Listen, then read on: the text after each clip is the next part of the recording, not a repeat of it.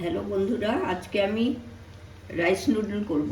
তার জন্য আমি রাইস নুডল নিয়েছি, বাঁধাকপি কুচিয়ে নেব, আর ফুলকপি ছোট ছোট করে কেটে নিয়েছি, গাজর ক্যাপসিকাম কেটে নিয়েছি, পেঁয়াজ স্লাইস করে নিয়েছি, আর এখানে কাঁচা লঙ্কা অল্প, কাঁচা লঙ্কা আপনাদের পরিমাণ মতো দেবেন, আমি একটু কমই দিয়েছি। এইগুলো তারপরে রাইস নুডলটা গরম জল করে ওইটা ভিজিয়ে দেব, তারপর আপনাদের কাছে এসে আর বাদ বাকিটা দেখাবো।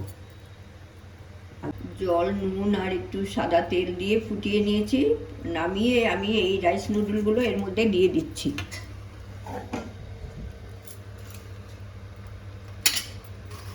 গরম জলে নামিয়ে নিতে হবে, এটাই ফোটাতে হবে না, শুধু দিয়ে দিলেই হয়ে যাবে। দিয়ে আপনি 5 মিনিট রেখে দিতে হবে, তারপর ওটা জল থেকে তুলে নিতে হবে। খুব সরু তো, ওখানে নরম হয়ে যায়।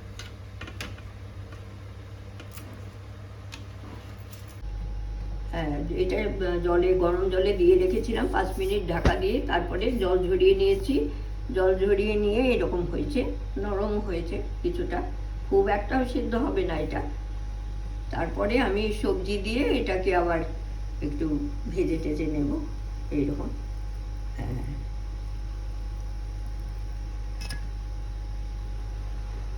সিদ্ধ করা রাইস নুডলের মধ্যে আমি একটু নুন দিয়েছি, একটু সয়া সস, একটু ভিনিগার আর একটু টমেটো সস দিয়ে এটা মিশিয়ে নেব, একটু মেখে নেব। মেখে তারপরে আমি মশলার মধ্যে দেবো, মশলা যখন কষা হয়ে যাবে তার মধ্যে দিয়ে দেবো।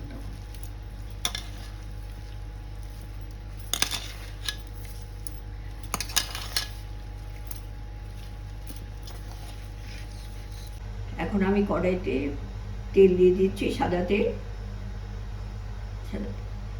হ্যাঁ, সাদা তেল দিয়ে তারপরে সবজিগুলো দেব। সবজির মধ্যে আমি গাজর, ফুলকপি যে কেটে রেখেছিলাম সেইগুলো দিয়ে দিচ্ছি, আর তারপরে পেঁয়াজও দিয়ে দিচ্ছি, একসাথেই সব কিছু কষে নেব।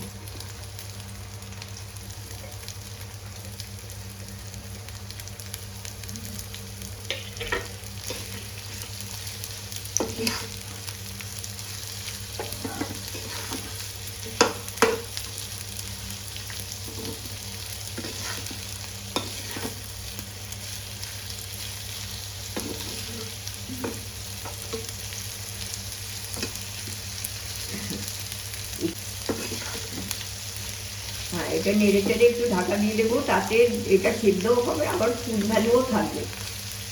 যদি ঢাকা খুলে রান্না করি অনেক ফুড ভ্যালু নষ্ট হয়ে যায়। সবজিটা নরম হয়ে এসছে, এবার আমি রাইস নুডলগুলো দিয়ে দিচ্ছি।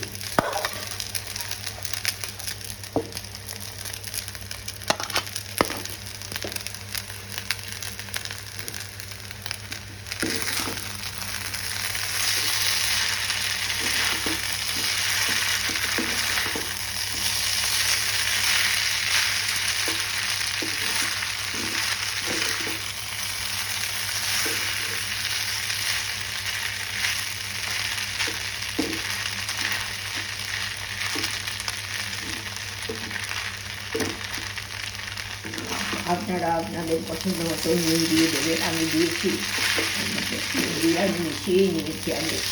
এরপরে একটু গোলমরিচ দেবো, আর ডিমের এই ভুজিয়াগুলো করে রেখেছি, এগুলো দিয়ে দেবো, আর একটু গোলমরিচ দিয়ে দেবো, গোলমরিচের গুঁড়ো।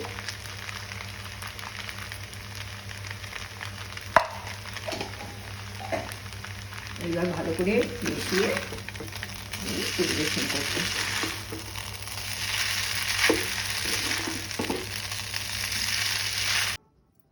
রাইস নুডলটা হয়ে গেছে, তার উপর আমি প্লেটে নামিয়ে দিয়েছি। আর আপনারা একবার, আপনারা তো করেনই, তাও একবার করে দেখবেন, আমাকে লাইক করবেন, সাবস্ক্রাইব করবেন, কমেন্ট করবেন, শেয়ার করবেন। একবার আপনাদের ধন্যবাদ এইটা দেখার জন্য।